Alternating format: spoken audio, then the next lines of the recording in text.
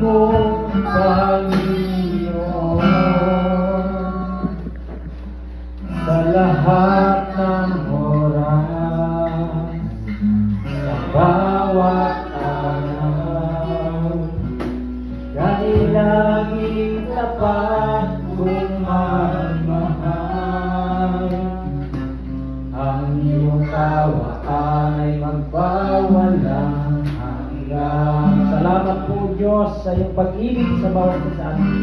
Pinupuri, sinasamba kita, dahilang Diyos at Panginoon.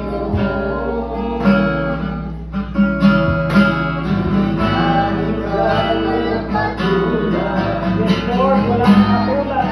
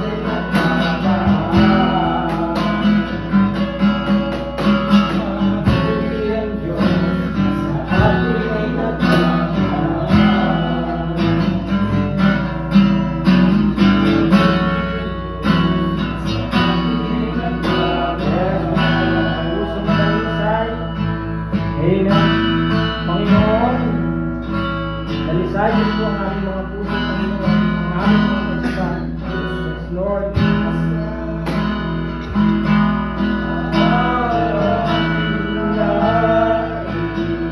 Yes, Lord, yun po ang ninanais ng bawat isa sa amin. Nawa ay maging karapas-kap at kami ngayong hapon sa iyong paligid, Panginoon. Dalisa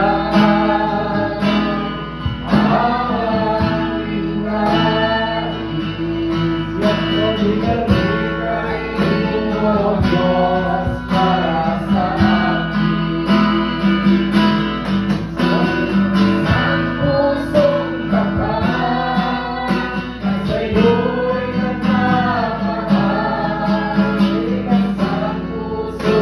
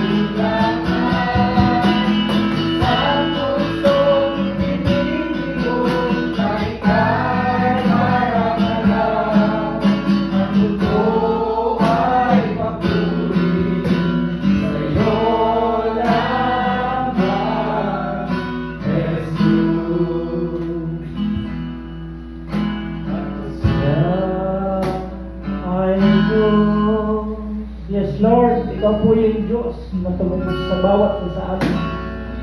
Diyos.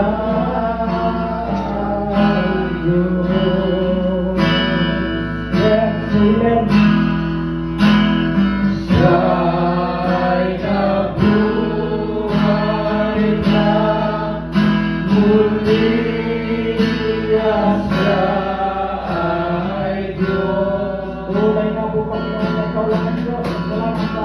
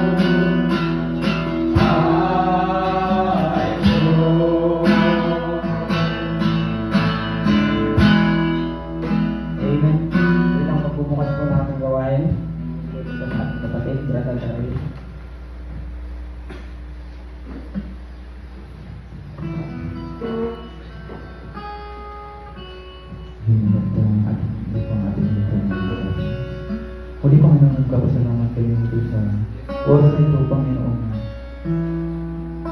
Di mo kami, Panginoon, pinapabayaan ng Diyos. Patuloy ka, Panginoon, na umaagabay sa amin at nag-iingat o Diyos. Muli Panginoon, pinapasalamatan namin ang damang ito, Diyos, na sa oras na ito, Panginoon.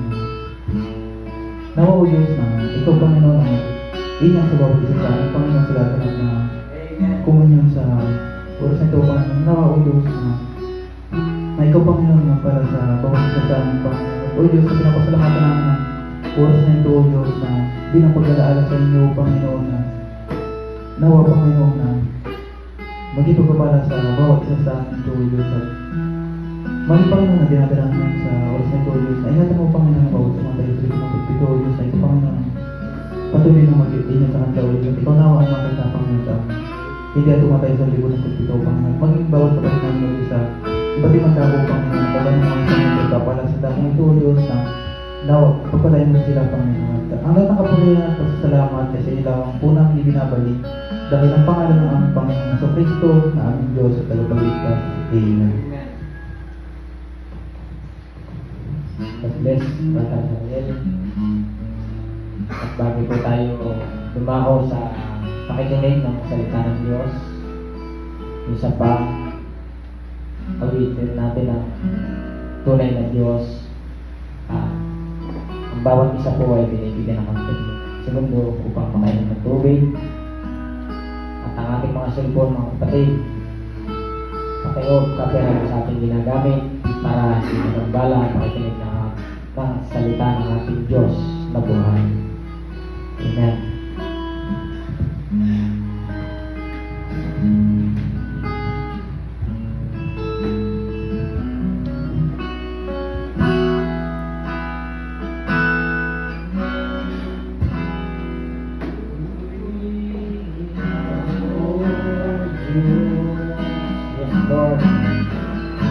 Nawang aming pagpuri ngayong oras na ito ay maging dapat sa iyong harapan, Panginoon. Magkakila o kalakasan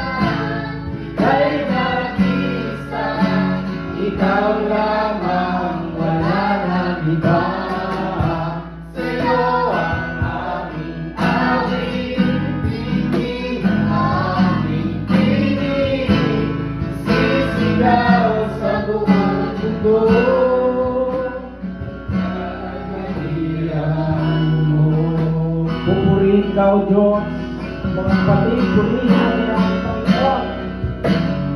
Pagkat kung hindi dahil sa ating buhay kay Diyos, wala tayo dito ngayon. Hapon na ito, mga kapatid.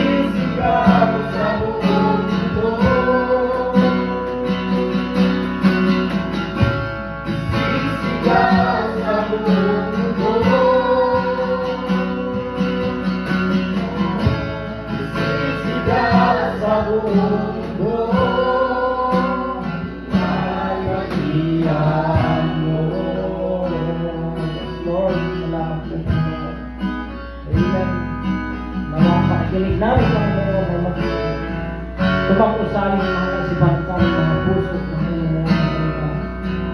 Amen. Yes, Lord.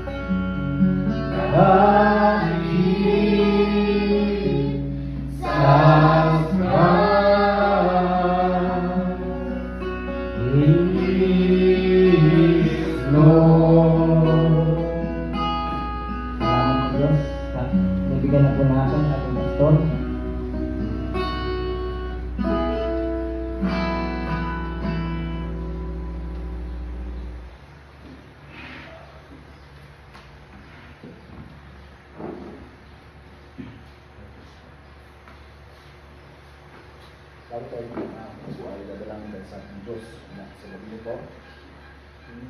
Ang maraming naman sa pangalan ng Panginoon, magpapasalamat kami God sa salita mo, Diyos, na pribileyo na narito kami God at sambay ka namin niya. Ito natin ang nakilang pangalan ng Panginoon.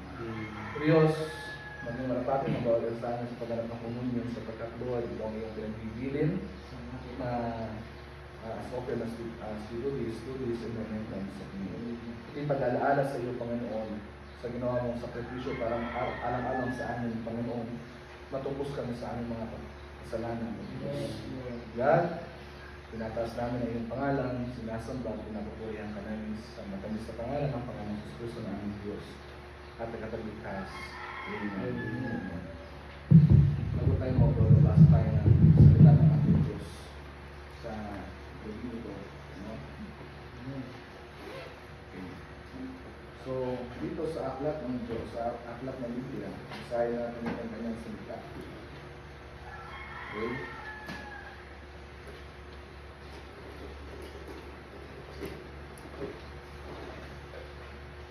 So, Genesis.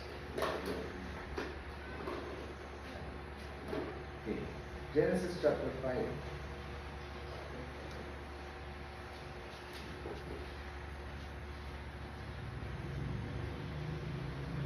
Okay, Genesis chapter 5.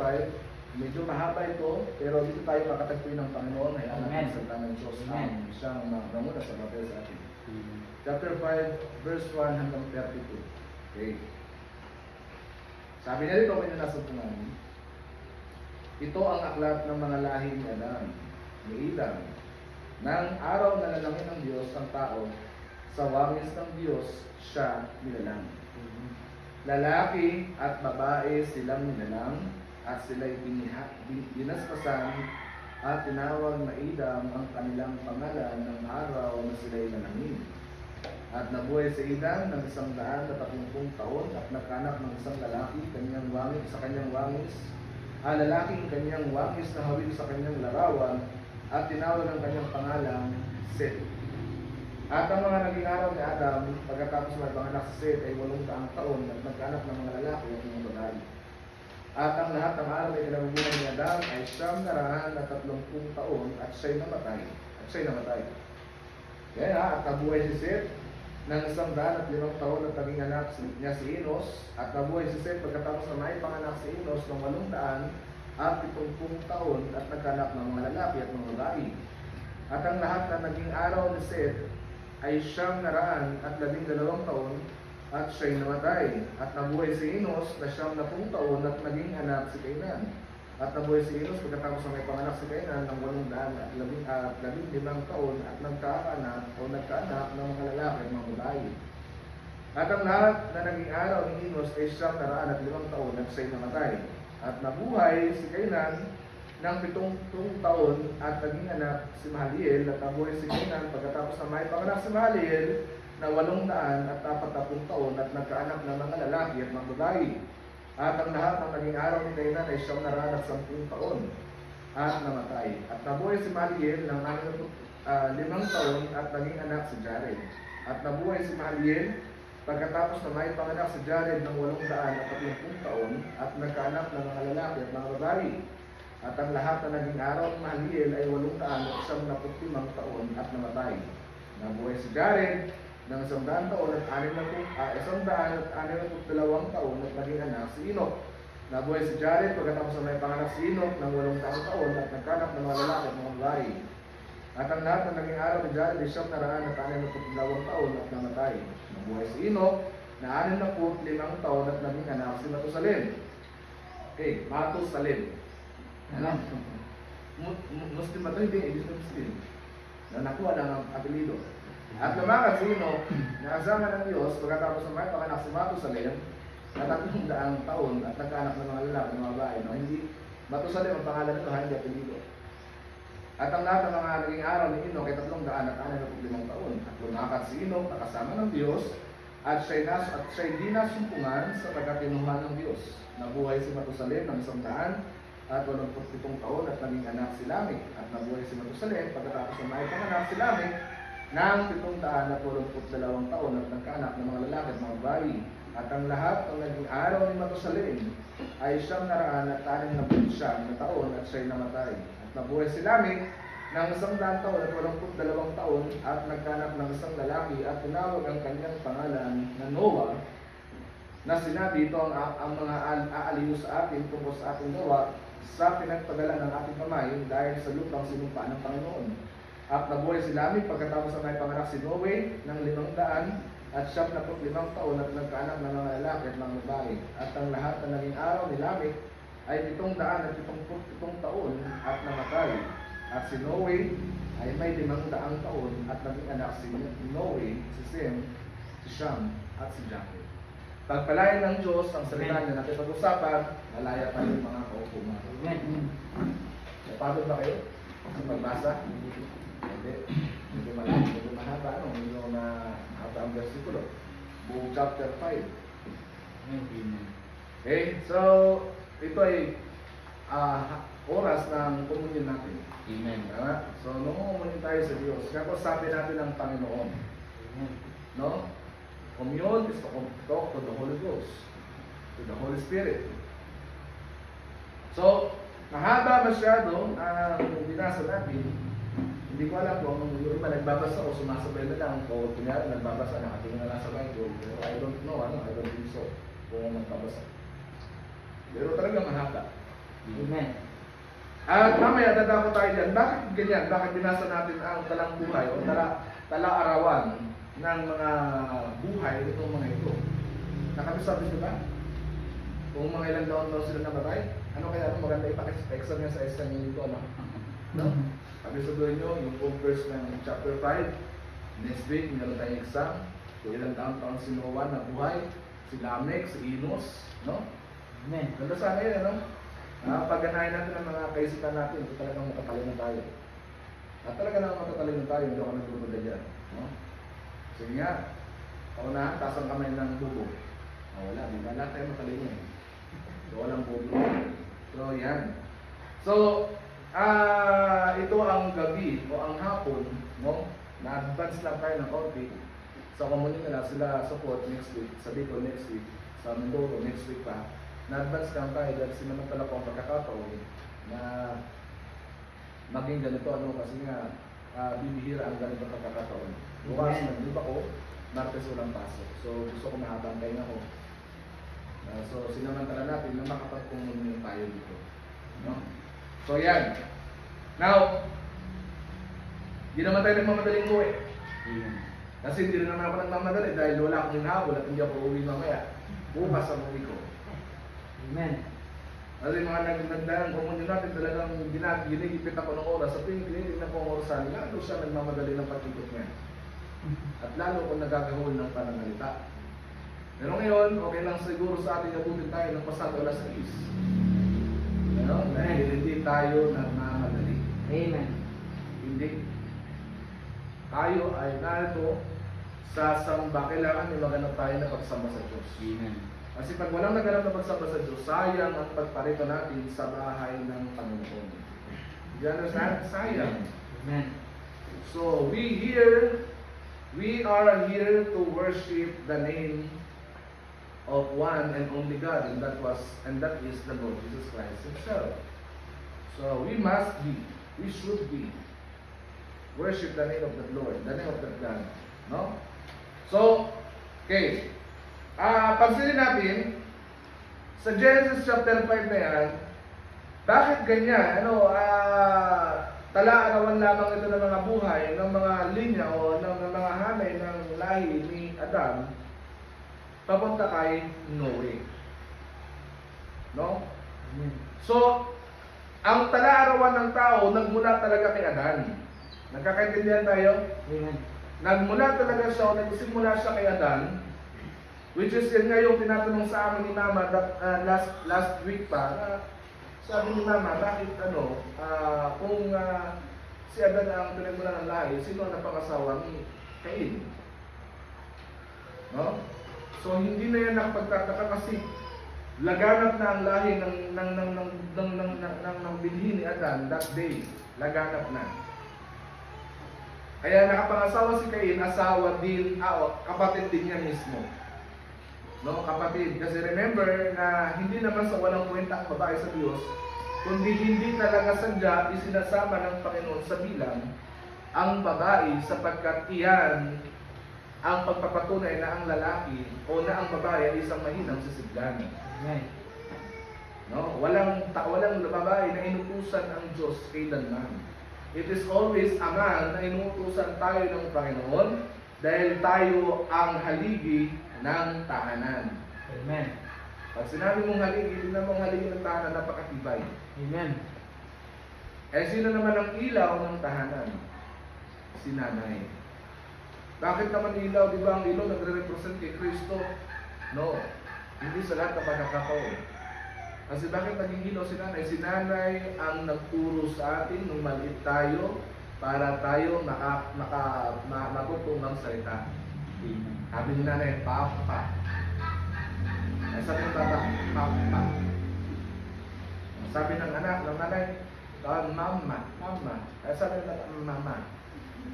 Ano? Mama. So siya yung naging liwanag natin, kaya tayo naliwanagan. Si nanay ang nagtuturo sa atin. Ayan. So hindi kailanman natutusan ng Diyos ang babae, it is always lalaki na inutusan ng Diyos. So gaano man karami ng tao na nabuhay nung panahon na yun, tandaan natin kapatid, isa lang ang pinanggalingan natin yung binhi. Amen. Noong time ba na yun, may Israel na? Wala. Lahat ang galing sa pagkahimpil. Kailan lang umusbong ang lahi ni Israel? Sa linya lang, sa dugo lang, o sa binhi lang ni Jacob. Amen. Kasi yung pangalang Jacob, mayroong ibig sabihin. Amen. Na ang ibig sabihin ng Jacob ay isang mandaraya. Na ayaw ng Diyos na mayroon siyang anak na mandaraya. Na ayaw pala ng Panginoon na mayroon siyang anak na mandaraya. Kaya darating ang panahon na babaguhin ng Diyos ang pangalan natin. Ang pangalan ko, pangalan nyo. Amen. Kasi behind that name, there is a meaning behind that name. Behind that name. No? Tingnan nyo sa Google. Research nyo kay Google. Anong ibig sabihin ng pangalan ko? Ako tinignan ko sa Google. It is a precious stone. Ngayon. So tingnan nyo sa Google lang ang ibig sabihin. What was the meaning of Jean? No? Lalagay nga, Jean, lalagay sabihin niya. Kaya pagka nakalagay doon, matigas sa ulo, talagang wala tayong magagawa doon. Kaya nga tayo lumapit kay Kristo, baguhin tayo ng Diyos. Amen. Baguhin yan. Kaya anong ginawa niya kay Jacob? Simula ngayon, sabi ng Diyos, hindi na Jacob ang itatawag sa iyo, kundi Israel. Amen. At sa iyong mga binhi, tatawagin ko ang bayan ni Israel. Amen. Kaya yung binhi ni Israel, yung 12 tribo ni Jacob. Yun yung 12 tribo ni Israel. Pinalitan yung Jacob, ginawang Israel. Ano, nagkakaintindihan tayo? Amen. So, iyan ang ibig sabihin. Now, dami ng tao, iisa lang tayo ng galing kay Noah. Kay Abraham, kay Adam, at kay Eve. Doon lang tayo nagmula. Meaning to say, hindi pala talaga nagkakalayo ang mga tubo natin. Ayun, tanda nyo? Wala na, layo-layo kasi. Diba na? Kaya lang naman nahaluan tayo ng ibang dugo kasi yung mga ninuno natin, makukulit, ano sila eh. Nangarap sila ng magandang lahi. No, yung ninuno natin, si nanay natin, yung nanay ng nanay natin, nangarap ng magandang lahat, magandang ilong. O, nakipaminsan sa Amerikano. Ano tayo nyo? Amen. Yung nanay ng nanay, yung lolo ng lola natin, nangarap ng chinita o nakipangasawa sa chinita. Kaya naghalo-halo ang dugo. Pero yung isa lang tayong pinagmulan, yun ay iinam. Amen. Yan. So, pansinin natin kung ano sinasabi ng chapter 5. Now, kita niya. Basahin natin verse 1. Ito ang aklat ng mga lahi ni Adam. Nang araw na lalangin ng Diyos ang tao sa wangis ng Diyos, siya nilalang. Kaninong wangis nilalang si Adan? Sa wangis ng Diyos. Amen. Kahalintulad nung lalangin ng Diyos si Adam, hindi pumayag ang Diyos na kamukha si Adam ng leon. Amen. Hindi pumayag ang Diyos na kamukha ni Adam ang unggoy. Amen. Kundi ang sabi ng Diyos, lalangin natin ang tao ayon sa ating wangis. Amen. Amen. At nilalang niya ang tao sa wangis ng Diyos, siya nilalang na babae at lalaki. Kaya ang turo ng science, it is always against the Lord. Kasi bakit? Ang turo ng science, nagmula tayo sa unggoy. Papayag ka? Ang tatay mo, gorilla. At ang nanay mo, chimpanzee, payag ka. Kaya sabi ng siyensya, kaya may mga taong sobrang babalbog kasi yun, naglihig sa unggoy. Hindi. No? Hindi. Kaya sabi ni Brother Manhat, hindi kailanman mag-mingle ang bilhin ng tao at bilhin ng hayop. Hindi kailanman. Hindi yan mabubuhay. Na kahit makipag-sex ka, I'm sorry for the word, pero yan ang katotohanan. Sa hayop, hindi yan mabubuhay. Pero ang gagawin yan, kasi bakit sabi ng Panginoon, ang sino ng tao na makipagtalit sa hayop ay karumalduman sa Diyos mo, sa Panginoon mong Diyos. Amen. Kaya nababalit ako dun sa balita sa amin, kung nakakabalita ako sa TV. Magsasaka, may ripang kalabaw ng kapitahay nila. Kulong na ito. Bakit na-influence siya ng droga? Gumagano'n kasi, kaya tingin niya sa kalabaw, sexy dalaga. Ako kahit umiinom ako ng araw, pag nakakita akong hayop, alam mo hayop yan. No? Kaya inauso yung joke eh. Yung lasing, na umihi, sabi pare, ihi lang ako. Naintindihan daw niya yung usapan ng tatlong hayop. Alam niyo na ba? Umihi daw doon, naintindihan pare, naintindihan yung usapan ng tatlong hayop. Sabi nung pako, sabi na kami, sabi nung baka, at yung marunong, bahala na kayo doon.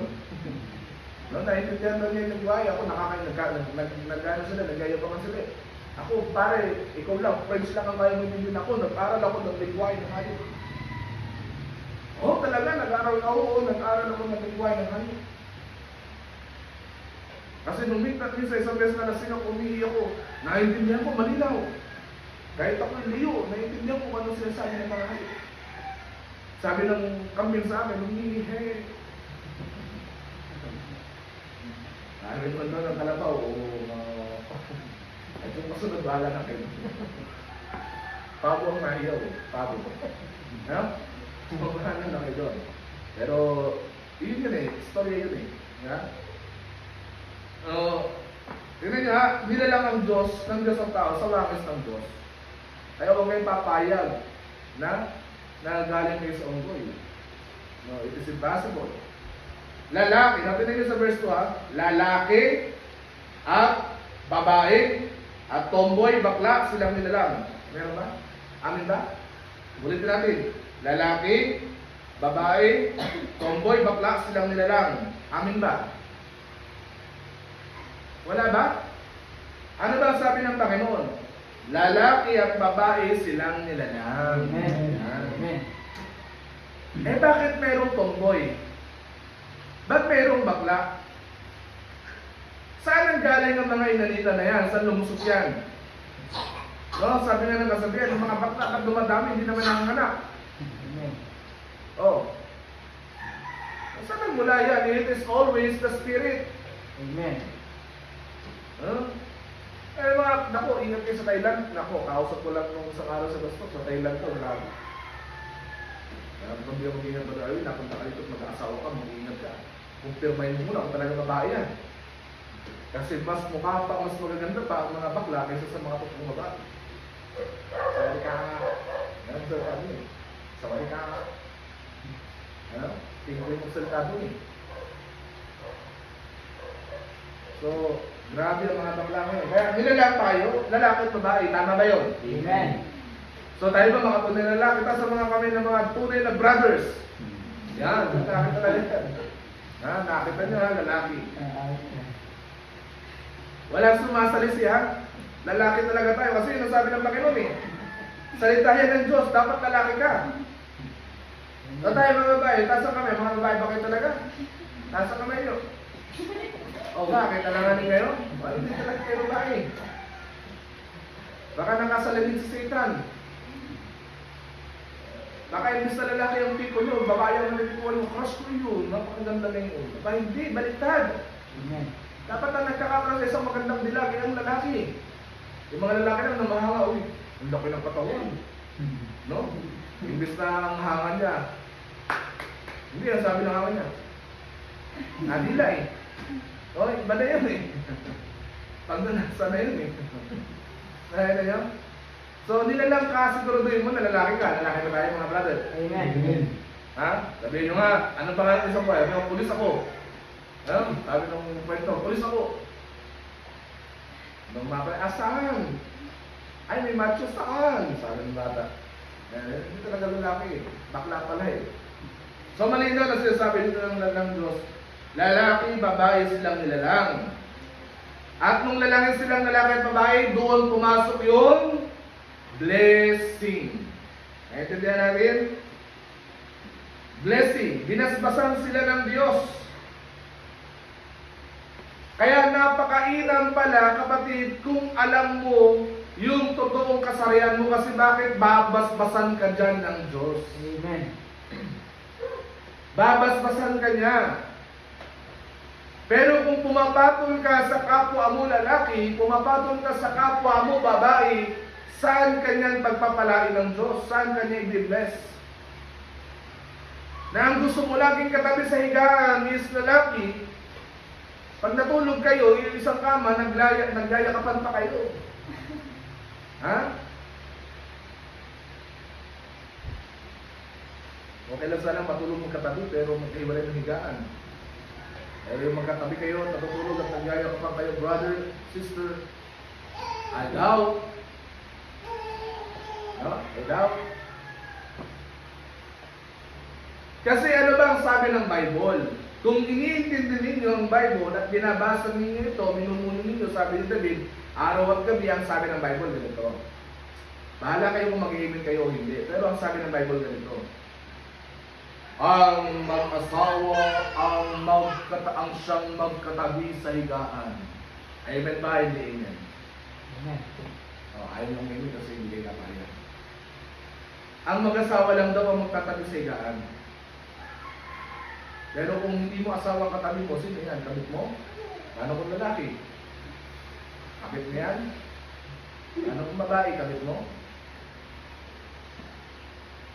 At lalong higit, kung babae nga katabi mo at hindi naman kayo kasal, lalong kasalanan sa Diyos. Nagtabi kayo, hindi kayo kasal. Nagsiping na hindi kayo kasal. Delikado. So, inaayos natin ang lahat. No? Sabi, lalaki at babae silang nilalang at sila'y binasbasan at tinawag na Adan ang kanyang pangalan ng araw na sila'y lalangin. Ang Diyos ang nagbigay ng pangalan kay Adan. Natural naman. Sino magbibigay ng pangalan kay Adan? Wala namang tao doon. So, siyempre, Diyos talaga. Amen. No? Diyos talaga. Now, at ang mga naging araw ni Adan,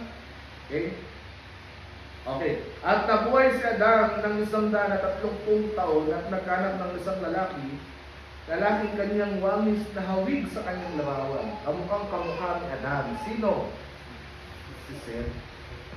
Bakit si Abel, Pastor? Wala na, pinatay na ni Cain. Nagkakaintindihan tayo? Amen. Pinatay na ni Cain si Abel. Kaya ang mga Cainites, no?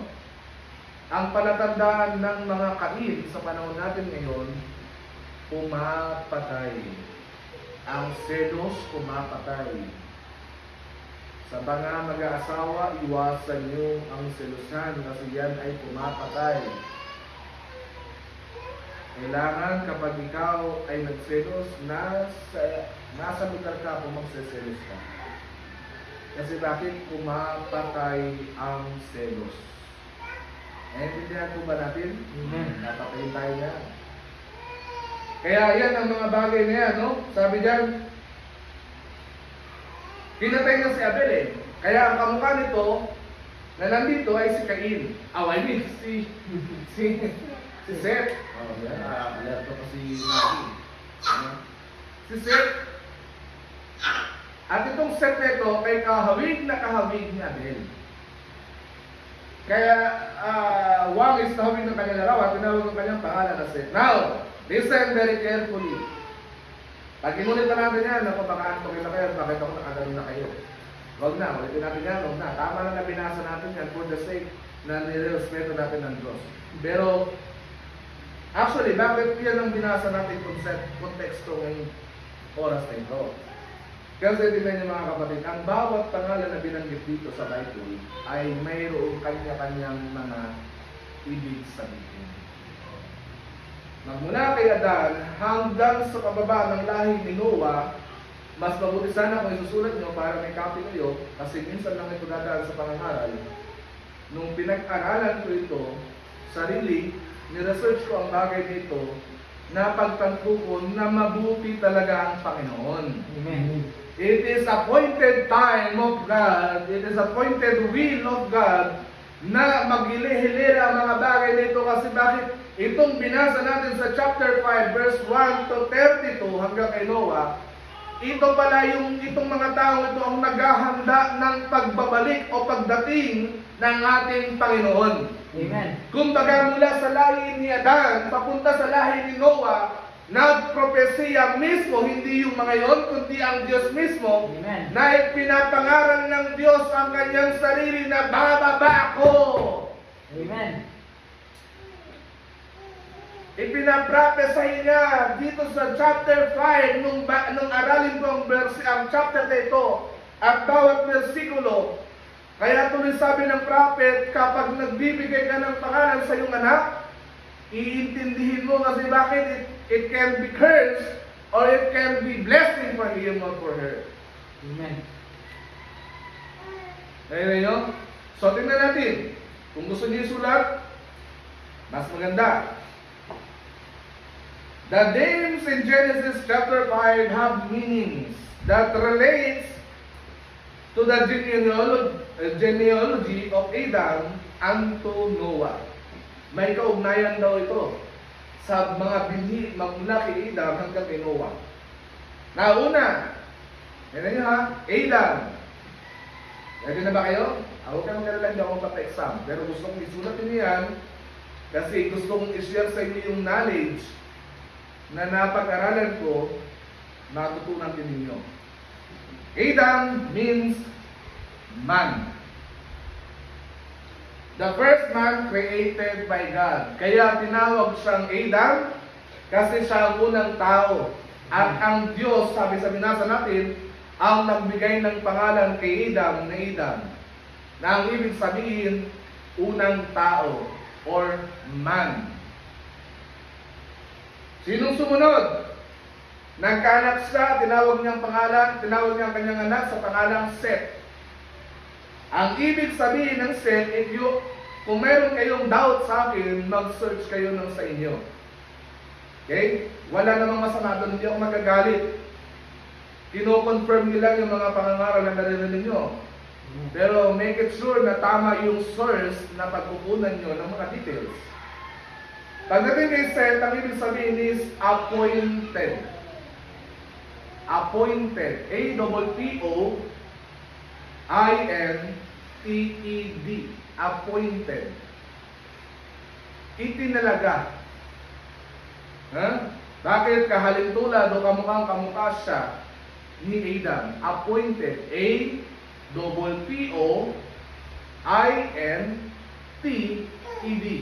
Appointed. Okay na kayo? Pagdating naman, nagkaanak naman si Seth at tinawag itong pangalan na ito na Enos. O sa English, Enos. Na ang ibig sabihin ng Enos, nung tinignan ko sa Google, ang ibig sabihin ng Enos ay mortal. Mortal. M-O-R-T-A-L. Mortal. Nung dumating ang panahon na mamamatay si Enos, nagkaanak si Enos at tinawag ang kanyang pangalan. Okay, sabi dito,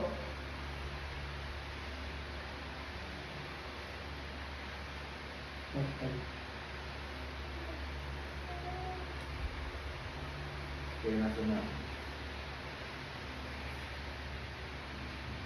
Yan, Canaan. Tama? Amen. Yan.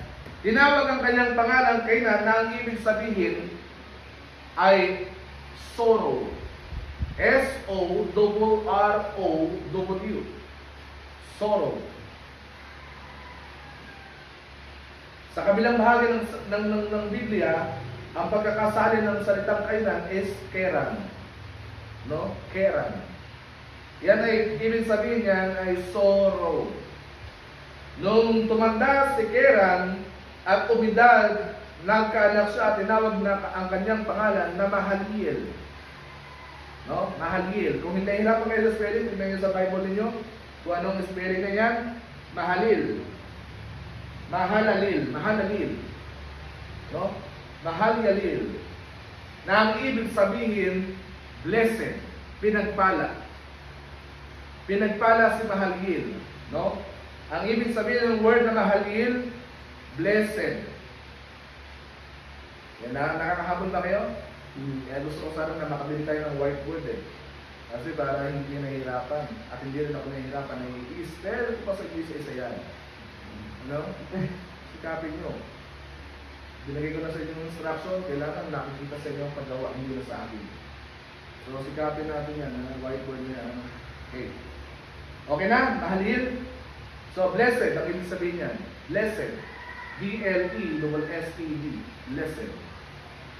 Or sa kabilang, sa ibang lingwahe, blessed. Past tense, blessed. Okay? Yan ang ibig sabihin ng Mahalil. At nagkaanak si Mahalil, nung siya'y mamatay, naging anak niya si Jared. Yan, nandiyan ang spelling sa Bible, tignan nyo. Ang ibig sabihin ng Jared ay shall come down. Shall come down. Jared, ang ibig sabihin, shall come down. S-H, tama, S-H-A-L-L, come down. Yun, shall come down. Nung umidad si Jared, tumanda at mamamatay, naging anak naman niya si Enoch. At sabi sa Bible, si Enoch lumakad na kasama ng Diyos at hindi na nasumpungan kailanman. Tama ba?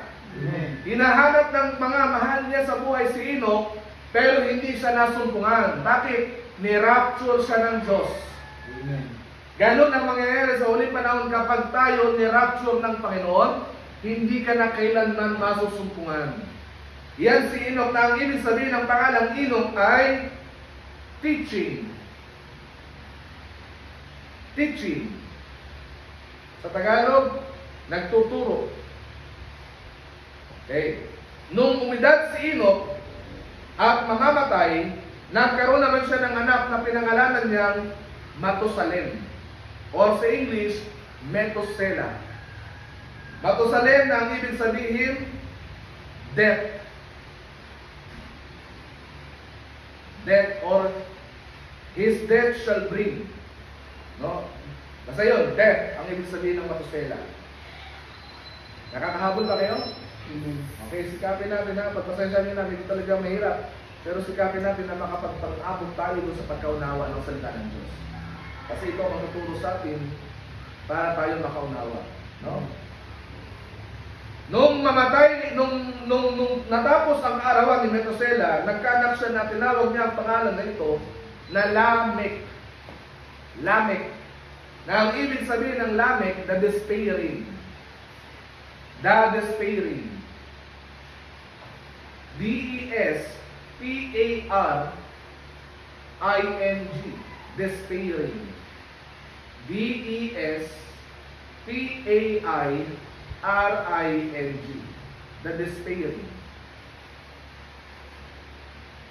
At bilang tanguli, nung matatapos ang arawan ni Lamech, nagkaanak siya ng isang lalaki at tinawag niya ito na sa pangalang Noah.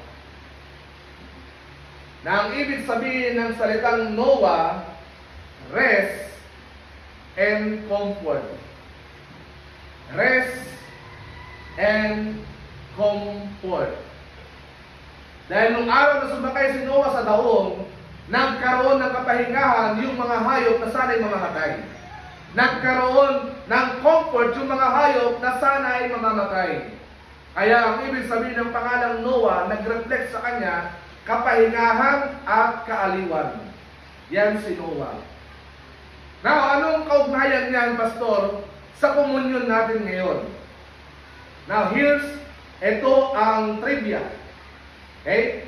Pag pinagsama-sama niya ang mga pangalan na yan, tulad gaya ng sinabi ko kanina, yung Diyos mismo ang nagpropesiya para sa kanyang sarili na inihanda ang mga taong ito pagkahanda din sa pagparito ng ating Panginoon. Amen. Kaya pag pinagsama-sama mo yan, at susundan niyo ako, sabi dito sa inyong sinulat, man is appointed mortal sorrow, but the blessed God shall come down, teaching his death, and shall bring the despairing comfort and rest.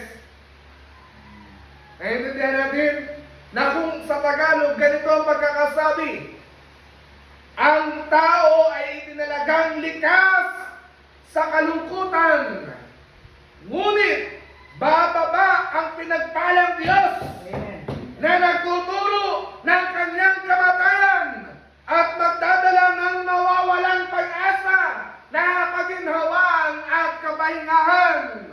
Praise God! Hallelujah! Na mismo yung tao talagang itinalaga kang may kalungkutan, talagang itinalaga kang napapanglaw, normal sa tao na nalulungkot. Yan ang sabi dito. Pero may pangako, ngunit, sabi ng Diyos, bababa ang pinagpalang Diyos. Amen. See? Bababa ang pinagpalang Diyos na ano? Na nagtuturo ng kanyang kamatayan. Tinuruan tayo ng Panginoon na ganapin ang communion. Bakit mayroong kahalagahan sa likod ng pagganap ng communion na ito? Amen. Tinuturo niya yung kamatayan na ako'y namatay para sa inyo, sa kasalanan niyo at kasalanan ng bawat sanlibutan. Amen. Hallelujah. Bumaba yung Diyos, nagturo ng kanyang kamatayan. At hindi lang siya basta nagturo, nung bumaba siya galing sa luklukan, dala-dala niya. Ano yung pasan-pasan niya? Kung natatandaan niyo yung preaching natin na nakaraan. Ano? Yung Jesus yoke. Pasan-pasan niya yun, mga kapatid. Hindi lang niya itinuro yung kanyang pagpalaw, kundi bumaba siya sa kaluwalhatian ng kanyang pagiging Diyos. Dala-dala niya yung ang dala-dala ng Panginoon, yung nawalang pag-asa. Amen. Na kaginhawaan at kapahingahan. Na dati wala na tayong pag-asa sa buhay. Amen. Na dati ligaw ka na. Na dati hindi mo na kilala kung ano ang pagkatao mo. Na dati hindi mo alam kung ano ang lalakaran mo. Pero nung bumaba ang Diyos mula sa kanyang luklukan, sabi ng Panginoon, dala-dala ko yung nawalang pag-asa para sa iyo. Amen. Dala-dala ko yung nawalang kapahingahan para sa iyo. Ipasan mo yan sa akin sapagkat ako ang Diyos ng kapahingahan. Amen. Glory! Hallelujah! Amen. See? Napakaganda ng message na yan. Amen.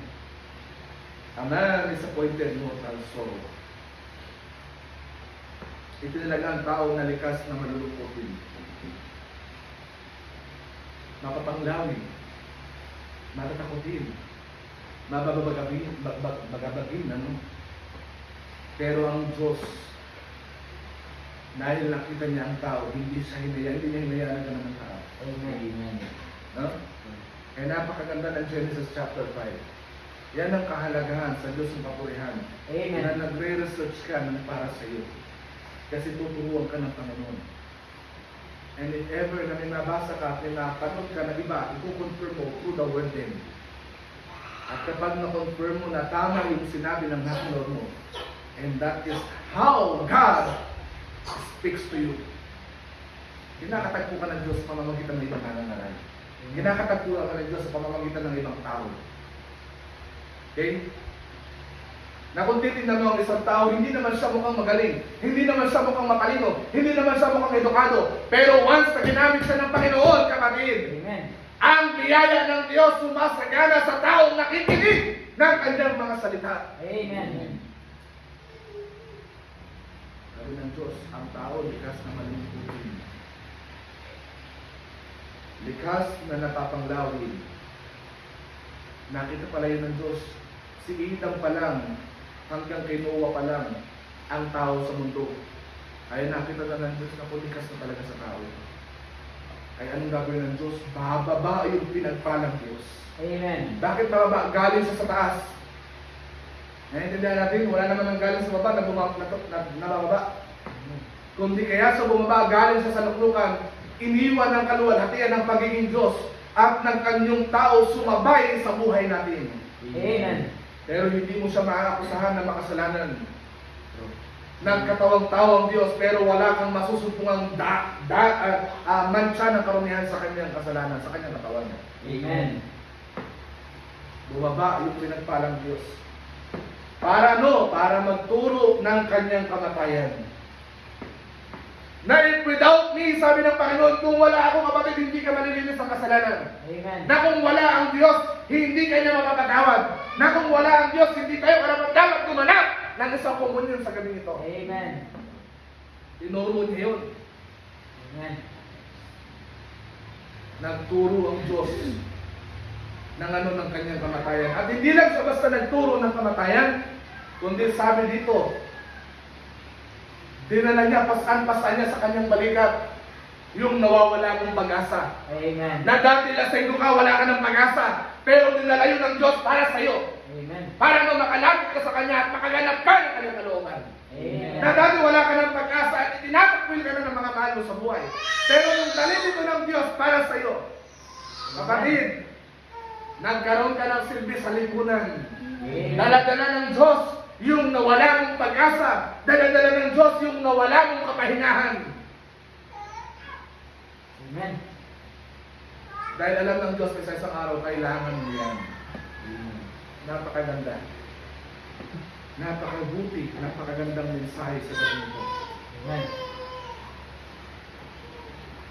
Kaya kung hindi ka kikilala ng propeta, kawawa ka kasi bakit mapag-iiwanan ka? Hanggang doon ka lang sa preaching na prosper, puro pagpapala lang, prosperous lang, magbigay ka lang, magpalain ka, ganun na lang, paikot-ikot kada, balik mo ng service, ganun na lang ang ituturo ng pastor. Pero di ba higit na mainam na nakikinig ka ng salita ng Diyos at itumutuwid niya ang mga landas mo na baluktot ang lakad mo? Amen. Iniaayos ka ng Panginoon na lakaran mo yan. Panginoon, ayaw kong lumakad dyan, maraming tinik, maraming gamit, maraming mga nakakatisod sa daan. Pero kung dyan ka nilalagay ng Panginoon, kailangan mong lakaran yan. Amen. Bakit? Dahil doon sa dulo, andun ang tagumpay mo. Amen. Kahit gumapang ka man, kung inutusan ka ng Diyos, lakaran mo yan. Kasi Amen. ang lakad mo balik-balik na. Di ba ang Israel, kaya lang tumagal ng 14 days, dapat yun, 14 days lang yung maglalakbay. Bakit tumagal ng 14 years? Amen. Kasi ayaw nilang sundan yung binigay ng Diyos na mensahe nila. And that is Moises. Amen. Sabi ng prophet, si Moises ang pinakamabait na propeta na nakita at nakilala niya sa Bible. Pero nung dumating ang kasukdulan na si Moises na walang ng pagkokontrol. Nung sabi ng Panginoon, hatawin mo lang ang bato isang beses, nahataw niya ng ilang beses yung bato. Bakit? Sa sobrang kabisita ni Moises, dahil yung mga tao hindi marunong makinig sa kanya. Amen.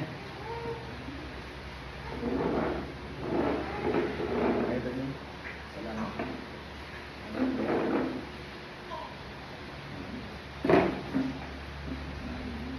So yan. Salamat ha. Bukas lang ang Moises. Okay. Ganda ang message. So, napakaganda. Amen. Man is appointed mortal sorrow. Ang tao ay tinalagang likas sa kalungkutan. Kaya walang panahon, walang puwang sa iyo sa gabi nito, sa oras na ito na kalungkot ka. Amen. Wala. Hindi mo dapat bigyan ng puwang ng kalungkutan. Kasi yung kalungkutan, pinawin na ng Diyos yan. Amen. Inalis na sa iyo ng Diyos. Dala-dala niya nga, pasan-pasan na yan sa krus ng Kalbaryo, na kailangan mo na lang gawin, kapatid, sampalatayanan mo na siya yung iyong comforter. Amen. Wala po ang kalungkutan, kaya dapat tayo, sabi ng kanta, ako ay masaya. Eh, yung nasusungkit na dapat dito, pag inaawit yung, I'm so glad, Jesus. Hindi ka, I'm so glad, Jesus is with me. Hindi. Kailangan, I'm so glad masaya ka. Ako'y nagagalak, pinalaya ni Jesus. Kaya kung pinakanta mo na nagagalak ka, makita mo na nagagalak ka, merong ngiti sa iyong mga labi. Amen. Hindi ngiting aso.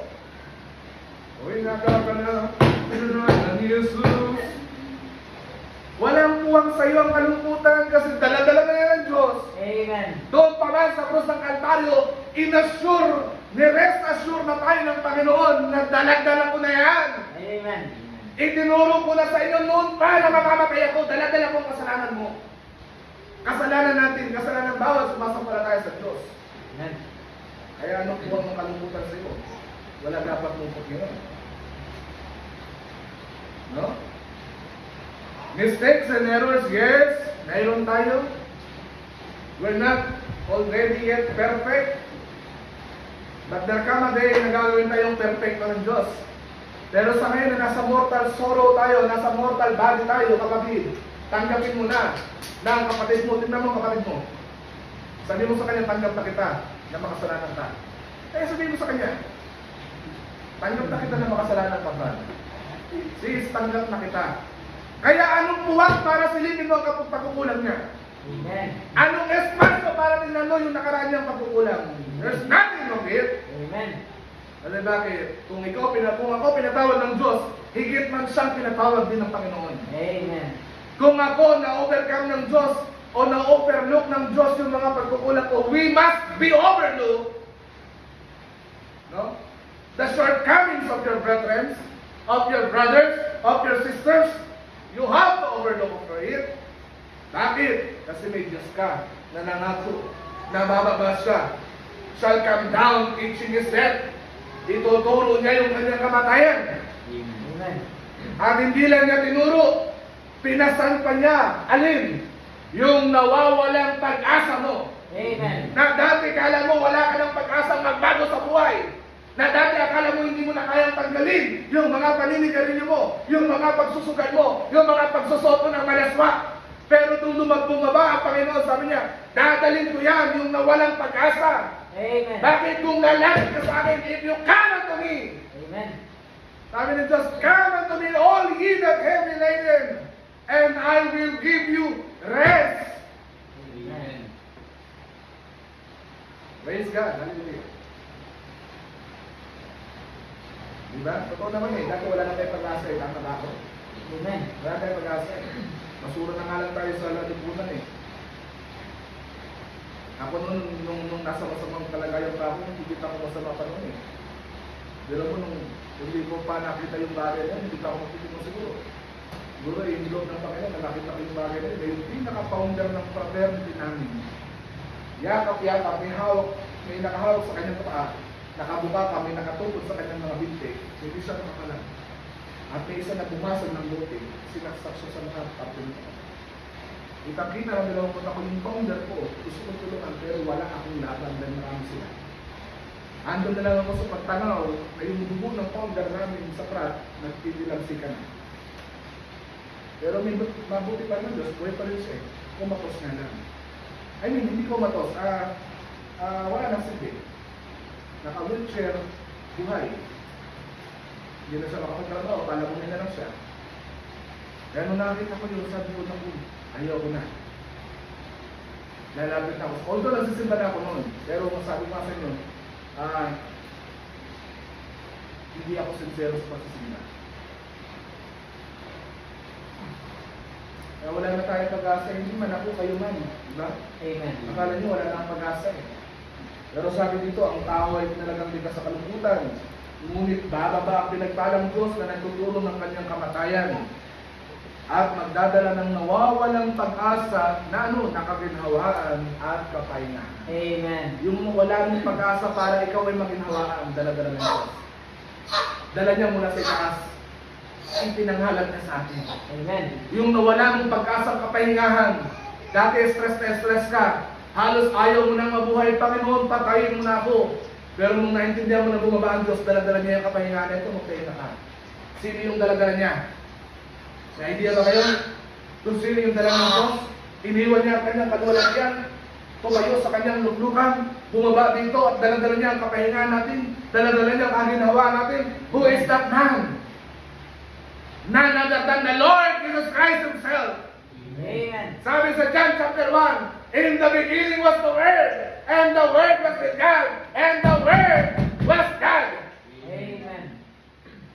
It is Jesus Christ Himself alone na bumaba siyang nagdala. Ultimo ang kamatayan para matubos ka, dinala ng Panginoon. Amen. Glory, hallelujah. Sabi ng message, babasa lang ako ng message. sa message na pagtutupok number 3, paragraph 39. Paano siya muling hahapulan ng Diyos nang siya ay pumunta sa Kalbaryo? Okay?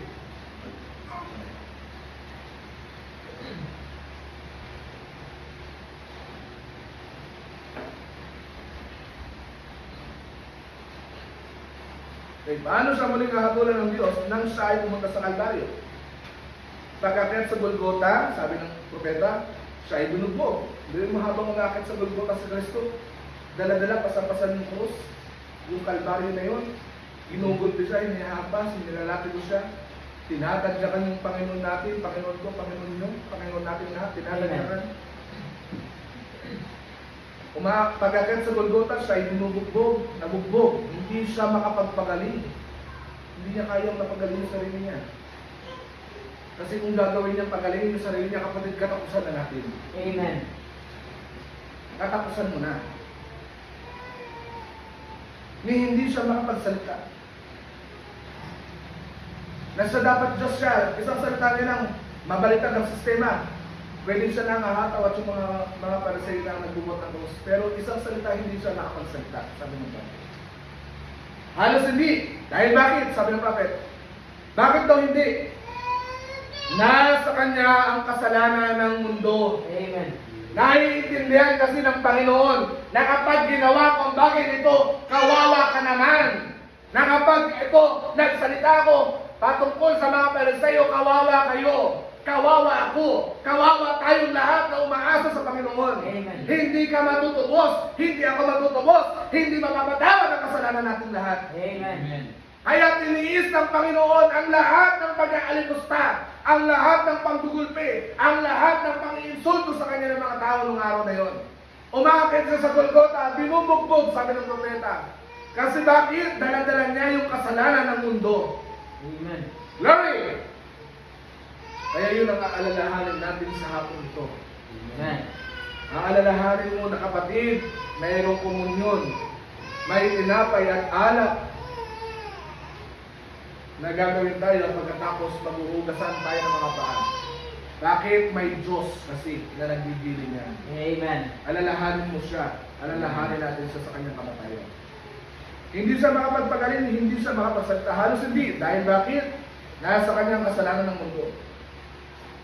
Hindi dahil siya ay isang makasalanan, ngunit siya ay ginawang kasalanan. Na wala ka namang may bago itong kasalanan sa kanya, pero still naman ito ng mga tao itong sa kasalanan ng Panginoon. Para sa akin at para sa iyo, ang lahat ng kasalanan ng mundo mula kay Adan hanggang sa kanyang pagparito ay nakapatong sa kanyang balikat. Amen. Nakapatong. At hindi pinarusahan ng Diyos ang kanyang anak. Pinarusahan niya ang kasalanan.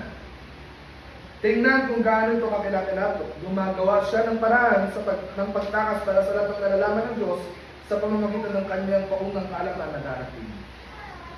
Hindi ginawa ng Diyos yun. So yan, sa hapon ito, yan ang gagawin natin. Isang salita kung bakit napakaganda nito Genesis chapter 5 na ito. Amen. Verse 1 to 32, na magmula kay Adam. Okay? Pababa sa lahi ni Noah. May mga ibig sabihin pala ang pangalan na yan. Amen. Na kapag ka pinagsama-sama mo yan, yan pala ay magpupropesiya. Ang Diyos mismo, hindi prophecy, kundi ang Diyos mismo sa kanyang kaisipan, sa kanyang sinapupunan. That was his knowledge. Na alam niya na ang tao magkakaganon. Kaya inihiliran niya ang mga bagay nito para kung sakaling may isang taong matalino na mag-research nito, may tuturo sa mga tao. And I thank God, and I praise God, na hindi nagkulang sa atin ng Diyos sa Amen. ito. Amen. See? Purihin natin ang Diyos. Pasalamatan natin siya sa hapon ito. Amen. Na kung pagsama-samahin natin ang pangalan na yan, man is appointed mortal sorrow. But the blessed God shall come down teaching his death and shall bring the despairing comfort and rest. Ang tao, pinalagang likas na kumputan, ngunit bababa ang pinagpalang Diyos na nagtuturo ng kanyang kamatayan at magdadala ng nawawalang pag-asa na kaminhawahan at kataingahan. Praise God. Purihin ang Panginoon. Amen. Purihin natin ang dakilang Diyos sa hapon ito. Amen. Huling mensahe ng propeta natin babasahin, the Revelation of the Seven Church Ages. Okay? Philadelphia Church Age. Ang bahagi nito. Oo, doon siya nakatayo. Sabi ng prophet, ang Panginoon ng kaluwalhatian, minsan bilang Ama, siya ay napapalibutan ng mga anghel. Nung minsan isang araw, pinapalibutan siya anghel. Mga arkanghel, mga kerubin, mga serapin at mga hukbo ng langit na sumisigaw, banal, banal, banal ang Panginoong Diyos ng mga hukbo. Nandun siya eh. Pinupuri na sa doon, niluluwalhati na siya ng mga anghel, ng mga kerubin, ng mga serapin, ng mga arkanghel. Pinupuri na siya doon, pero hindi nanatili ang Diyos sa pagiging Diyos. Bumaba siya sa kanyang luklukan para magkaroon ng pag-asa yung mga nadaya ng kaaway. Amen. Ikaw yun, ako yun, tayo Amen. natin. See that? Gayon ang kanyang kabanalan na walang makalalapit sa kanya. Ngunit ngayon ay nakikita natin siya sa simbahan na ibinabahagi ang kanyang sariling kabanalan hanggang sa kanya tayong naging ang mismong kapiliran ng Diyos. Binahagi niya yung kabanalan niya. No? Pagdating sa holiness, hindi lang yan sa pananamit. Pati yung pananalita mo kailangan banal ka din. Pati pagkilos mo, hindi ka magaslaw, hindi ka malandi, kundi kumikilos ka ng naayon sa isang kilos Kristiyano. Amen. Okay? So, sa kanya ay dalat na katuparan bagamat ay minsan, hindi natin siya pinapahalagaan. Ano ba yun? Minsan nakakalimutan natin siya. Minsan, imbes na luwalhatiin natin siya araw ng linggo, minsan nagmumukmuk ka pa. Minsan, pinapawalang sa mo pa ang pakikinig ng salita ng Diyos. Ako pag tumadaan ako sa amin sa palengke, doon tayo na malagaan ako yung nag-preach doon sa palengke, napakasipag ng nangangaral. Kahit wala nakikinig sa kanya, sige, ang budyaw nito, binubudyawan niya yung mga palengkero. Pag tumadaan ako at naririnig siya, Amen. Inisip ako, Amen. Diba? Sabi ng nangaral, at iyan naman mga kapatid, kayo magsipagsisi kayo. Kasi nabuhayan siya, may nakinig eh. Hindi ko umangaral ka na, wala ka ng panahon makinig sa kapwa mo mangangaral. Amen. Mas masarap, tandaan nyo ha, mas masarap makinig ng nangangaral kaysa ikaw ang mangaral. Amen. Naintindihan niyo na ako? Mas masarap makinig. Amen. Kung ako ang papipiliin niyo, mas gusto ko na lang na nakaupo dyan at makinig ako. Amen. Kaysa ako yung nangangaral. Naintindihan na rin? Amen. Kung sabi ng kapatid natin, tumatawa yun, buti na lang, Pasko, nasabi mo. Tamang-tama yung aking desisyon sa buhay. Na wala akong gagawin, kundi makinig na lamang. Ayan, kaya binali ka ng kaaway dito. Double dead. No? What I'm trying to say is that mas masarap kasi nakikinig. Amen. Kaya nakapansin nyo, hindi kayo tinataas sa sarili kong bangko. Ang Diyos ang may pataas hapon ito. Every time na may bisita tayo, kahit ako sinasabi nila, ikaw mag-preach, hindi, ikaw ang mag-preach, kailangan nila. Hindi ako nakikipagawa na, ako dyan ha, pastor nila ako mag-preach, hindi. Nire-recognize natin ng fivefold ministry. Amen. Paano kayo mamadalin kung hindi kayo marunong kumilala? Harap mo na ang ibang lista, ang tao mo, harap mo na ang pastor, ang tao mo, hey! Ano ka kikila? Ano ka babadalin ng Diyos? Harap mo na ang propeta, hoy!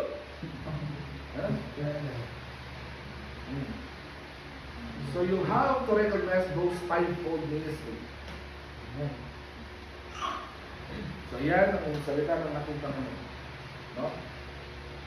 Kailangan alisin niyo ang lungkot sa inyong mga mukha. Tingnan mo ang kapatid, malungkot na siya. Yan, nakikita mo. Ngayon lang yan, pero pag labas sa simbahan, malungkot na naman yan. Pustahan tayo. Gusto ako lumandaan. Kahit gusto mo kumusta. Pero masigurado kasi ako. Doon ako sa sigurado. Ayoko sa sablay. No? Okay, siyempre kahit ikaw tanongin, kung kumusta ka, doon pa sa sigurado. Kahit alam mo masama, sigurado ko naman nakakama. Ano? Natin na mga tao, ano pa ito sa ngayon? Hindi sa naman ito. Maligaya sa ngayon. Ano? Alala niyo yung prinsipyo ng sa linggo? Si Martha? Hindi masama yung ginawa ni Martha. Let me remind you na hindi masama yung ginawa ni Martha. Pero higit na pinapurihan ng Diyos ang ginawa ni Maria. Bakit naupo si Maria sa sinapupunan ni Kristo? Sa ilalim ng kanyang pagtuturo. Na kahit na maraming Pariseyo, mga kawal ng Pariseyo ang umarang kay Maria, pinagsisisi ko daw ni Maria yun, sabi ni Brother Han, nag-dramatize, kasi sinisiko niya mga Pariseyo, bakit? Kung hindi nyo kayang makinig kay Kristo, kung hindi nyo kayang pagsilbihan, paglingkuran ng Kristo na yan, kung hindi nyo kayang bigyan ng parangal ng Kristo na yan, gagawin ko kaya lumayas kayo sa harapan nyo. At sabi naman, kahit ano man ang sabihin ng mga kritikong tao sa iyo, even your pastor ang magsabi sa iyo ng masamang salita, basta't alam mo nakatingin ka kay Kristo, whatever it is of the devil or it is of the angel, sisikuhin mo lang yan. Kasi bakit? Hindi pastor ang kaharap mo sa simbahan, hindi si sister ang kaharap mo sa simbahan, hindi si brother ang kaharap mo sa simbahan, it is God na kukunin sa iyo para hindi pagpalain ng Diyos. Amen. Gagamitin lang niya ang mga ngaral. Para ano? Para pagpalain niya tayo. Amen. Kaya sabi ni Martha, nung makarating siya doon, hingal na hingal si Martha, sabi ni Martha, nandulukot ng lalagasan ang propeta. Umiiyak. Nakitagumpay, nakarating siya sa tabi ni Kristo. Kaya nung dumating si Kristo, sabi ni Martha, Panginoon, ano ba? Sabihan mo naman yung kapatid ko, patulungan ako. Sabi ni Martha ng Panginoon, Martha, naniligalig ka sa maraming pagbinig ko. Wala ka nababasa doon ng Martha, kasama ang ginawa mo. Hindi maninawag ako ng mamaya na yan. Bakit ka naman hindi sinabi? Kasi maganda rin at mabuti din ang ginawa ni Martha. Pero nasabi ni Kristo, pinili ni Maria ang mabuting bahagi. Yan. Kapag pala ikaw pumili ka ng mabuting bahagi, sabi ni Kristo, na kailanman hindi aalisin sa iyo. Kung pinili mong manatiling maglingkod sa Diyos, kapatid, hindi yan naalisin sa iyo ni taning. Hindi yan naalisin sa iyo ng mga devil, or ng mga demonyo. Dahil pinili mo yung mabuting bahagi. Amen. Na kailanman hindi yan naalisin sa iyo. Yan si Maria. At sa gabing ito, pinili natin yung mabuting bahagi. Amen. At ano yun? Una, makinig ng salita ng Diyos. Pangalawang mabuting bahagi na pinili natin na nagdesisyon tayo, ganapin ang komunyon na ito. Hindi dahil perfecto tayo, hindi dahil mabuti tayo kaysa sa sinumang tao, kundi dahil makasalanan tayo at gusto natin mapatawag tayo ni Kristo. Amen. Yan. Yan ang right mental attitude ng isang believer. Napagkabagyo, tama na, hindi na muna. Maintindihan ako ng Diyos. Bagyo naman. Kung ikaw maintindihan ka, hindi sana lalo ako, maintindihan ako ng Diyos. Kasi nakamotor ako, bagyo, paano ko atin? May simbahan naman kami ko, mas malapit. Babaybayin ko ba yung 4.5 oras? Kasabahin ko ako. Kasama ako sa bagyo, kaya ang buhay ko, hindi na. Kung naintindihan ka, hindi lalo ako. Pero hindi tama yung ganung katwiran kasi. Amen. Na ang katwiran ng Diyos, unahin mo ako, idaragdag ko ang pangangailangan mo. Amen. Amen. Palakpakan natin ang Diyos. Sa Diyos ang kastaasang papuri at pagsamba. Amen. Luwan natin sa kanyang dakilang pangalan. Amen. Tayo ay gaganap ng komunyon ngayon. Ito ang isang bagay o isang uri na ibinigay o ipinapaalala sa atin ng ating Panginoon, no? To commune is to talk to the Holy Ghost. Naibigyan natin. So ito ang komunyon na yan, makikipag-usap tayo sa ating Diyos. Okay? Makikuha nga yung aking isang document na ganito yung halma. Yung kulay brown. So, mayroon tayong tinapay, mayroon tayong alak dyan na inihanda natin. paghahanda sa komunyon natin ngayong umagang ito, ang ngayong hapon ito, dahil iyan ang iniuutos ng ating Panginoon. Amen. So, to commune is to talk to the Holy Ghost. Kailangan sikapin ninyo na makipag-usap kayo sa ating Diyos. Okay? At nakarecord mo. Nakarecord. Ano ba ba? Pinatay ko yan. Ay. Nakarecord. Kailangan sa Panginoon. So, kanya gusto ko mag-usap. Hindi na pinipilit. Magaling si, magaling ito eh. Magaling sa ganyan. Magaling mga piran. So, ito ang pumunta natin, naganapin natin yan. Pinagpipira-piraso natin ang tinapay para pag kinain natin yan, isang katawan na bumubuo sa katawan ng Kristo. Amen. So, yan. Forget about yourself, forget about others. Just focus on the Lord this day. Kalimutan mo yung sarili, kalimutan mo ang iba. Mag-focus ka lang ngayon hapon ito sa salita ng Panginoon. So, yan. Yan ang salita ng Panginoon. So, now, gaganap tayo ng komunyon. Bibigyan ko rin ng pagkakataon na kayo ay makapag-usap sa Diyos. Kung sabi mo ang Panginoon mula dyan sa kinaupuan mo, nananalangin tayo pare-parehas sa Panginoon, kausapin natin ang Diyos. At sikapin ninyo na makapag-usap ang Diyos sa inyo. Kasi ito ay gabi. Ito ay pakikipag-usap sa ating Panginoon. The commune is to talk to the Holy Ghost. See? So tayong lahat ay dadalangin sa Diyos. Tayo ay makikipag-usap sa ating Panginoon sa gabi nito. So let us all pray.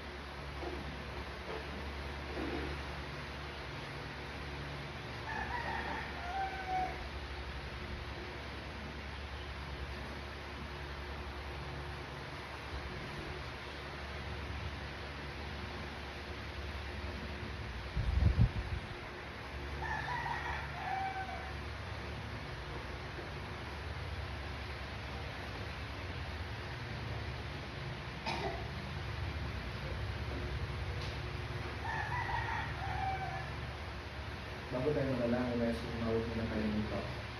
Awitin sa ating Diyos sa gabi nito. Nais kong awitin ang God is good. God is so good. God is so good. God is so good. He's so good to me. Amen. Let's sing the song, church. God is so good. Amen. Hallelujah. God is so good. Hallelujah. God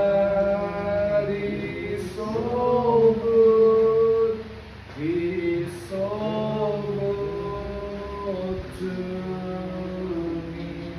God answers prayer. God answers prayer. Hallelujah.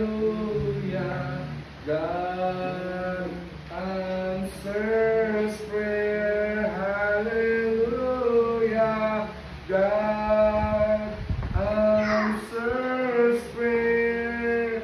He's so good to me. Amen. Tunay na mabuti ang Diyos. Palakpakan natin ang Panginoon. Amen. Tayo lahat ay dadalangin sa Panginoon. Papanalangin natin ito na pangalan natin ng Diyos. Pakalinisin ng Panginoon. Amen. Anong banal sa pangalan ng Panginoon natin, O Diyos, pinadalangin natin sa iyo mga ang tinapay na ang gamitin bilang Lord, simbolo ng iyong katawan. Natin nang ginunti, nagluray-luray dahil sa kasalanan ko at kasalanan ng abang sa aming Panginoon. Patagpuin mo, Diyos, hindi man perfecto ang pagkakagawa, Panginoon. Hindi man pwedeng ihalintulad sa iyo, O Diyos. Ngunit dalangin namin na ikaw ang kumatagpo ng mga biyayang ikaw na mula sa iyo.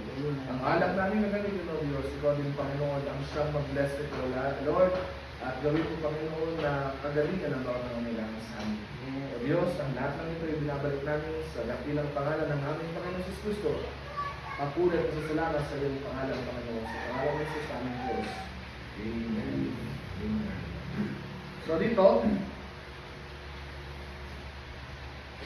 babasa tayo, as sumasayin, bago tayo tumako doon sa pagbabahagi ng Biblia.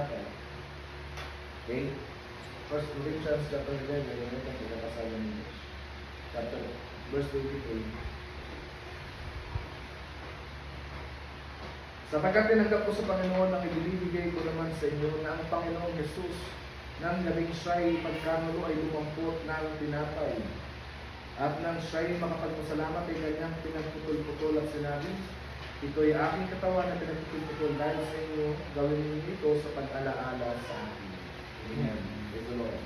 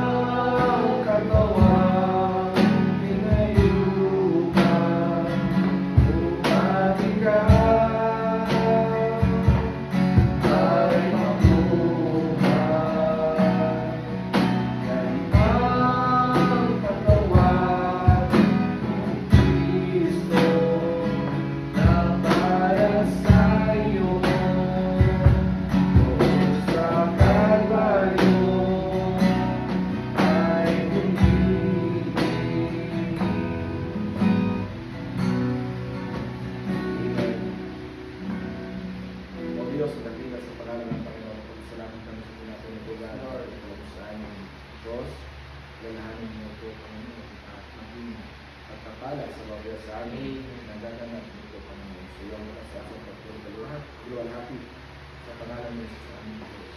Amen.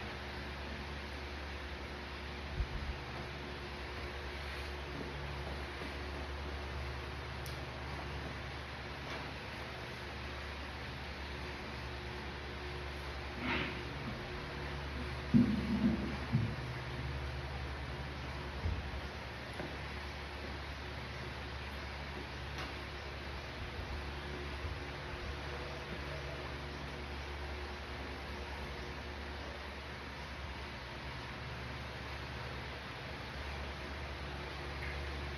yun naman, hinawakan ng saro, pagkatapos na makahapon na sinasabi, ang saro na ito siyang bangong tupan sa aking dugo, gawin niyo ito sa bigay mo sa sinong sa pag-alaala sa akin.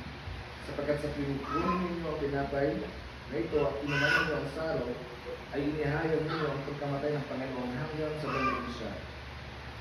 Kahit ang sino mong kumain ng pinapay o minum sa saro ng Panginoon na di nararapat ay magkakasala sa katawan ng puto ng Kristo.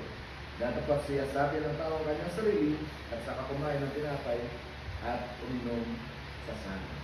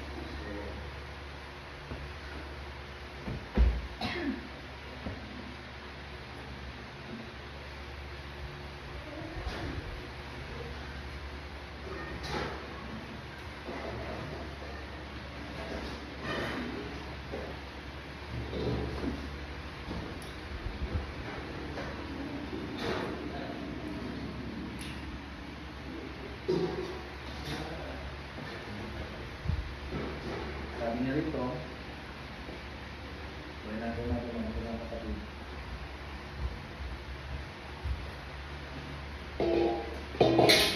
Sabi niya,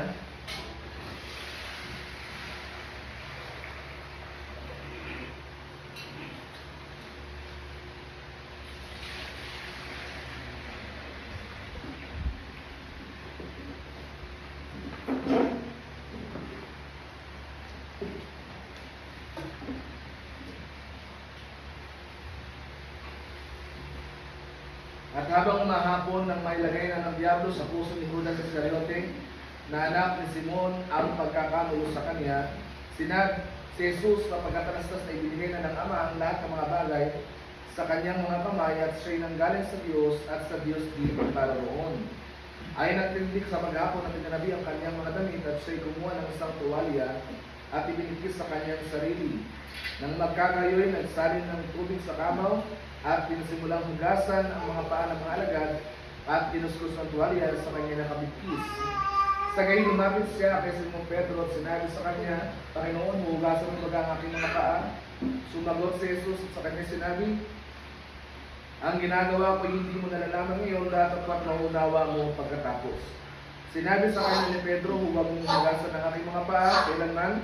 Sinagot sa Jesus, kung hindi ikaw hugasan, ay hindi ka magkakaroon ng bahagi sa akin. Sinabi sa kanya ni Simon Pedro, Panginoon, hindi ang aking mga paa lamang, kundi pati ng aking mga kamay at ang aking ulo. Sinabi sa kanya ni Jesus, ang napaliguan na ay walang kailangang hugasan, maliban ang kanyang mga paa, sapagkat malinis ng lubos, at kay malilinis na, ngunit hindi ang lahat. Sapagkat nalalaman niya, ang sa kanya'y magkakanulo, kahit sinabi niya, hindi kayong lahat ay malilinis. Amen.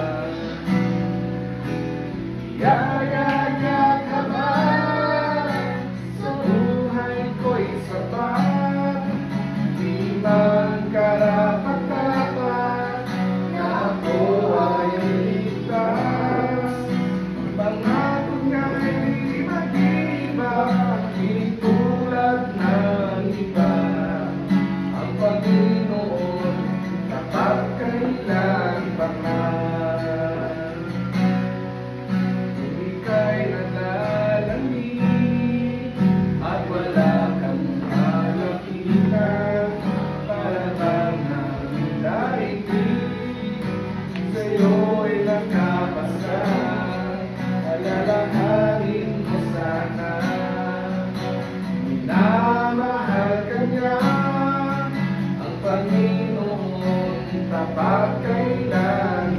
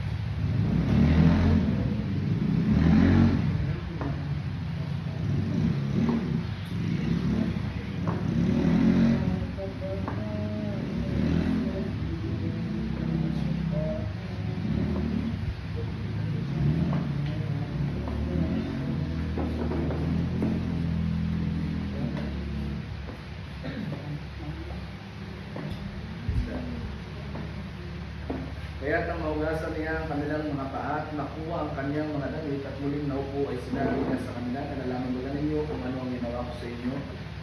Tinatawag ninyo akong guro at Panginoon at mabuti ang inyong sinasabi sapagkat kung ako nga na Panginoon at guro ay naghugas ng inyong mga paa, kayo naman ay nararapat ding mga hugasan ng mga paa ng isa't isa, sapagkat kayo binigyan ko ng halimbawa upang gawin naman ninyo ayon sa ginawa ko sa inyo. Katotohanan, sinasabi ko sa inyo, ang alipin na hindi dakila kaysa kanyang Panginoon, niyang sinugo man ay dakila kaysa nagsugo sa kanya. Kung nalalaman ninyo ang mga bagay nito, kayo ay mapapalad kung inyong mga gawin. Pagpalain kayo ng Panginoon, pagpalain tayo ng Diyos, mga kapatid, sumaatin ang saganang pagpupala ng Diyos at ang kanyang kabutihan ay mamalagi nawa sa ating magkakapatid. Amen. Palakpakan natin ang Diyos. Salamat sa Panginoon sa isa na namang matugumpay na komunyon natin sa gabi ito. And I'm hoping na hindi ito ang una at huli nating pagganap ng komunyon sa gabi ito. Amen. Habang nandito tayo sa mundong ito, buhay tayo, gaganapin natin ang komunyon na ito sapagkat ito ang ibinilin sa atin ng Panginoon. Amen. As often as you do this in remembrance of me. No matter kung gaano man tayo karami o kakunti, Amen. hindi nakatingin ang Diyos sa bilang. Amen. Ang tinitignan ng Panginoon is yung sincerity ng bawat isa sa atin, Amen. kung papaano tayo sumusunod sa sakdal na kalooban ng Diyos. Amen. Pagpalain kayo mga kapatid, sumainyo ang kapayapaan na nagmumula sa Diyos at sumaating lahat ang kagalingan na nais nating kamtan sa ating Panginoon. Palakpakan natin ang ating Diyos. Sabihin ko, God bless you all, brothers and sisters. Bago ko tawagin ang ating tagapanguna, nais kong tumayo tayong lahat at awitan natin ang ating Diyos, ang isang awit sa kanyang pagpuri, sa kanyang pangalan. Amen. The windows of heaven are open, the blessings are falling tonight. There's joy in my heart, for Jesus makes everything alright. Gave me my old tattered garments, gave me a robe of pure white. I'm feasting today on the manna, and that's why we're happy tonight. Amen.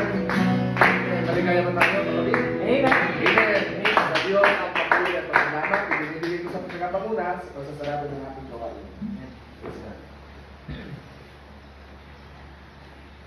Salamat sa Diyos. Ang napakabuti ng ating Panginoon.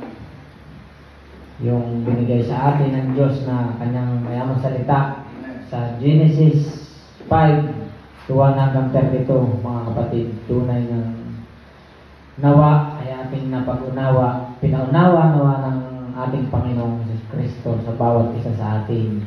Kung gaano kabuti ng kanyang mga napiling pangalan at kung gaano kabuti ng kanyang salita na ating napakinggan. Salamat sa Diyos. God bless, Pastor. At nawa bawat isa sa atin ay pinagpala at nawa ay naging karapat-dapat. Amen. Tayo ay dadako na sa maraming bahagi natin gawain. Pagbalik na loob habang naitang gipsen.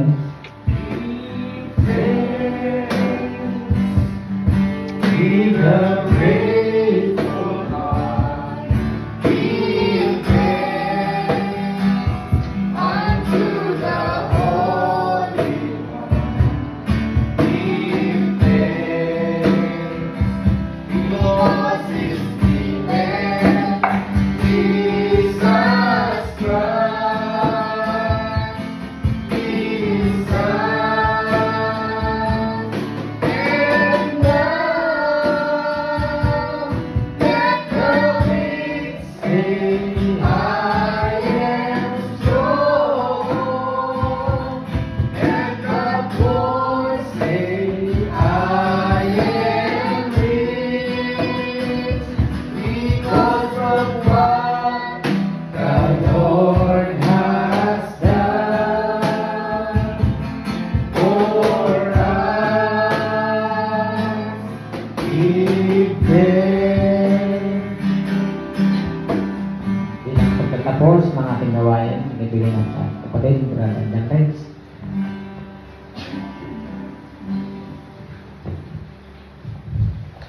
ang tanto lahat ay makuha na lang sa ating Diyos.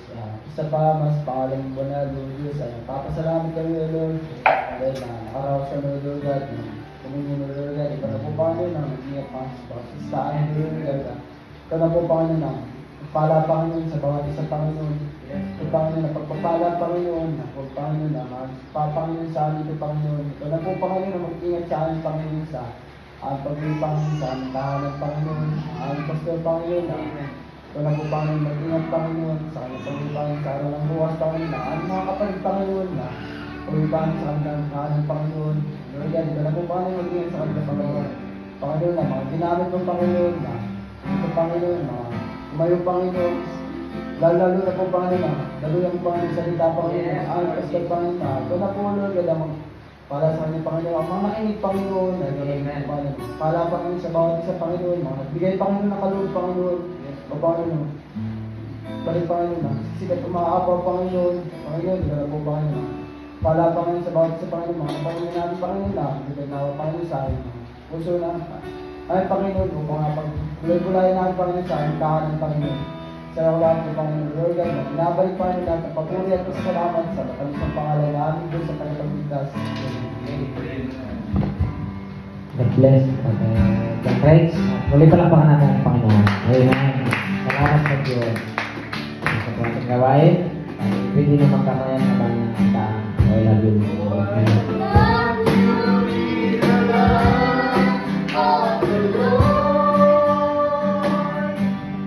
Yes,